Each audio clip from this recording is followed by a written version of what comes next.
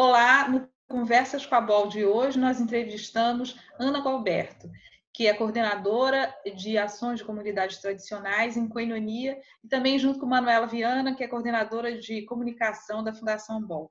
Ana, a gente tinha algumas perguntas para você. Assim, vocês têm um trabalho muito interessante com comunidades quilombolas e comunidades de terreiro de Salvador, aí na Bahia. Então, uma das perguntas que a gente queria fazer para você é se tem chegado muitas fake news nessas comunidades, né? Olá, Marilene, Manu, prazer falar com vocês.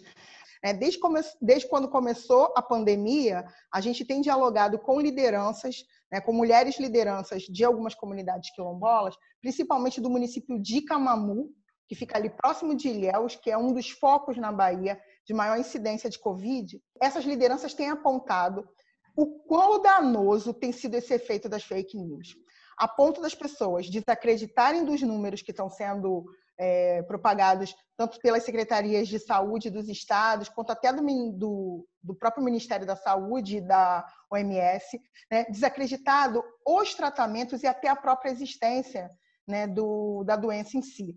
Isso gera uma série de problemas, desde as pessoas não quererem fazer nenhum tipo de prevenção ou de cuidado, e até desmontar o que as pessoas têm feito sobre os cuidados. O que a gente tem feito sobre isso? A gente tem tentado municiar essas lideranças para que elas tenham informações precisas, informações checadas e chanceladas pelas organizações com as quais elas dialogam, para que elas possam fazer esse enfrentamento da fake news. Primeiro, que essa liderança ela tem um peso nessa comunidade. O que ela diz tem peso. Então, essa liderança ela pode servir como um veículo de negação, contestação dessas fake news.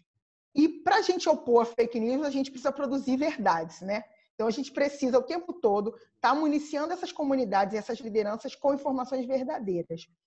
A gente fez um grupo de comunicação, um núcleo, onde a gente tem discutido materiais bem específicos, com uma linguagem bem direta. Acho que essa questão da linguagem é uma questão extremamente importante, né? Então, a gente precisa pensar nessas credibilidades, nessas pessoas que vão ganhando essa notoriedade para se opor a esse discurso, que é o discurso da desinformação, que é o discurso da falta de cuidado, e que, infelizmente, é o que está mais sendo propagado em todos os lugares, e aí não só nos quilombos, mas em todas as periferias.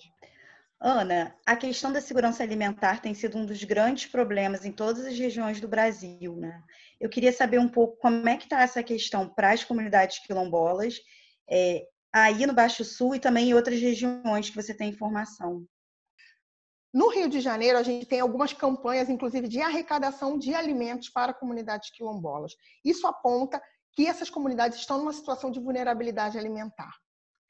Quando a gente vai para a região de Camamu, né, naquelas comunidades que estão ali, que são comunidades que são 100% voltadas para a produção agrícola, o que a gente tem é um outro quadro. A gente tem uma superprodução de alimentação. As comunidades elas estão conseguindo viver nas suas comunidades com o que elas produzem, elas estão produzindo um excedente. O que está sendo feito com esse excedente agora, nesse momento onde as pessoas estão passando fome efetivamente? Essas comunidades têm doado esse excedente para comunidades que estão na área rural e que estão com dificuldade alimentar. Perceba que a gente tem uma inversão de coisas que a gente sempre pensa da cidade ajudando o campo. O que a gente tem agora, nesse momento em Camamu, é a área rural ajudando a cidade a sobreviver. E aí a gente tem uma outra coisa muito interessante. O que vai ser feito com esse excedente? É também pensar como que esse alimento produzido por esses agricultores precisa entrar no plano governamental para virar os auxílios que o governo tem feito. Né? Nos últimos anos, a gente teve uma fragilização do PAA e do PENAI e o desmonte desses programas, que são programas extremamente importantes para a economia do nosso país. Né? Esses eram possibilidades desses pequenos agricultores, né, de comunidades quilombolas e outras comunidades rurais, estarem produzindo e vendendo direto para o governo por um preço justo. É um momento da gente aproveitar e retomar isso, porque vai chegar uma hora que esses agricultores vão começar a perder seus produtos. É essa solidariedade que a gente quer mostrar como possibilidade da gente resolver esses problemas da pandemia. Ana, uma última pergunta quer dizer, no trabalho de Koinonia, no seu trabalho, trabalho aí na Bahia, vocês também assessoram, enfim, trabalham com as comunidades de terreiro, né? Então, como é que estão as comunidades de terreiro nesse momento? Que tipo de ação elas estão fazendo? Uma das faces do racismo é negar o que essas comunidades representam para o seu lugar, para aquele grupo social onde ela está inserida, né? Não tem como a gente pensar em Salvador e pensar na construção de cada bairro sem pensar na história de um terreiro de candomblé que estava ali e que no seu entorno foi crescendo aquela comunidade. Isso é extremamente importante da gente trazer essa memória para pensar qual é o papel desse terreiro num momento quanto esse de pandemia. Embora os terreiros eles desempenhem esse papel social de acolhimento e de cuidado, eles não são vistos socialmente como um grupo que presta esse tipo de serviço. Os terreiros têm sido o lugar onde as pessoas têm batido e pedido ajuda. Nesse sentido, as lideranças femininas, principalmente, na sua grande maioria, têm se organizado para tentar dar as respostas, né? E aí, seja, desde abrir sua despensa e dividir o que tem ali, organizar campanhas de doação, produzir máscaras de tecido e distribuírem à comunidade, produzir quentinha e entregar comida pronta. São diversas ações que estão acontecendo, porque diferente do que a gente tem nesse quadro, né, que eu coloquei, as comunidades quilombolas, né, o povo aqui está morrendo de fome hoje.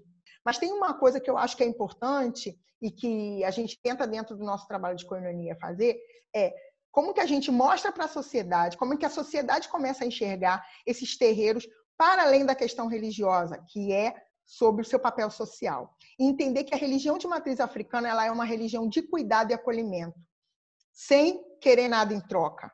Não há moeda de troca nisso. É uma ação daquele grupo para com o coletivo.